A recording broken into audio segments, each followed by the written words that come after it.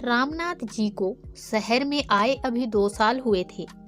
उनका बेटा सचिन शहर में नौकरी करता था, इसलिए वह अपने पिता को भी शहर ले आया था। सचिन की पत्नी राधिका को रामनाथ जी का उनके साथ रहना पसंद नहीं था। वह चाहती थी कि हम अकेले में मजे से रहें। इसी बात को लेकर अक्सर घर में कहासुनी होती रहती थी।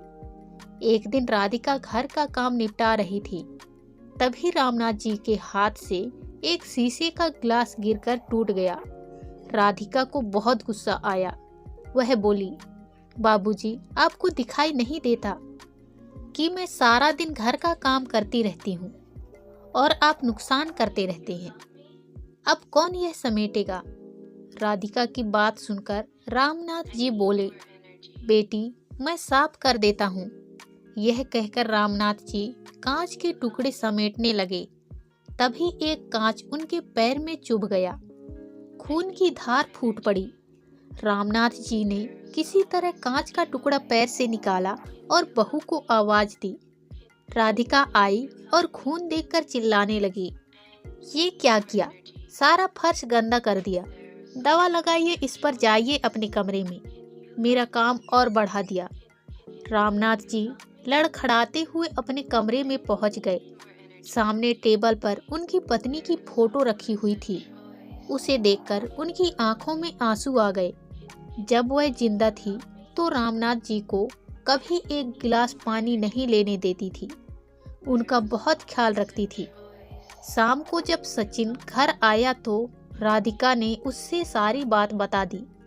सचिन पापा के कमरे में गया और बोला, पापा, मुझे लगता है आपको यहाँ लाना ही नहीं चाहिए था। आप एक जगह चैन से बैठ नहीं सकते क्या? रामनाथ जी कुछ नहीं बोले, बस चुपचाप बैठे रहे। कुछ देर बड़बड़ाकर सचिन बाहर चला गया।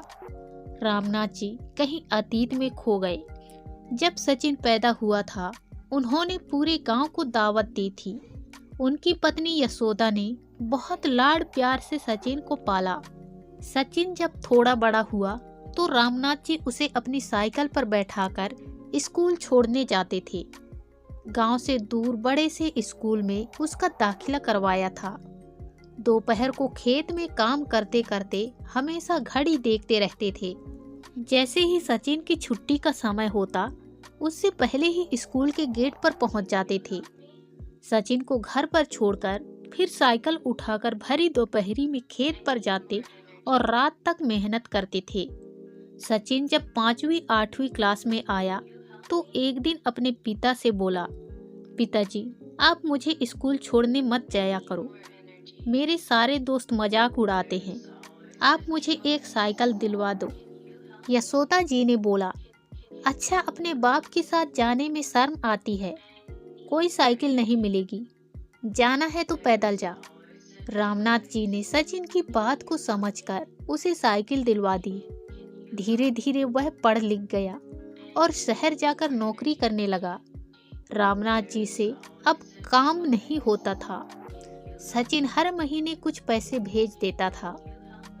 एक दिन सचिन गांव आया और उसने बताया कि उसने एक लड़की पसंद कर ली है। वो दोनों शादी करना चाहते हैं, लेकिन वह आप लोगों को शादी में नहीं बुला सकता। शहर की शादी में आप लोग सही नहीं रहोगे। यह सुनकर रामनाथ जी और यशोदा का दिल टूट गया। यशोदा ने तो कुछ ही दिन बाद बिस्तर पकड़ लिया। 2 महीने बाद सचिन राधिका को लेकर गांव आया, लेकिन एक ही दिन रुककर वापस जाने लगा। रामनाथ जी ने उनसे कहा, बेटा, कुछ दिन रुक जा। शायद तेरी माँ की अंतिम घड़ियां आने वाली हैं। कुछ दिन तुम लोग साथ रहोगे तो उसे अच्छा लगेगा। सचिन ने कहा, पिताजी, राधिका नहीं रुकेगी। उसे गांव पसंद नहीं आ रहा है। दोनों चले जाते हैं। कुछ दिन बाद यशोदा जी अपने बेटे को याद करते करते दम तोड़ देती है। उस समय सचिन और राधिका दोनों 13वीं तक रुके थे। फिर रिश्तेदारों के कहने पर सचिन अपने पिता को शहर ले आया, लेकिन अब दोनों उनसे परेशान हो चुके थे। रामनाथ जी को अब कोई ठिकाना भी नहीं था। गांव का मकान और खेत सचिन ने बेच दिए थे। उसी पैसे से उसने एक फ्लैट खरीदा और किराए के मकान से उसमें आ गया। एक दिन शाम के समय रामनाथ जी उदास एक पार्क में बेंच पर बैठे थे। उनके जीवन का अब कोई मकसद नहीं था। तभी उन्होंने देखा 3-4 लोग, उनकी उम्र के लोग वहीं पार्क में बैठे हंस रहे थे। तभी एक दूसरे से मजाक कर रहे थे। रामनाथ जी को यह देखकर अपने गांव की याद आ गई।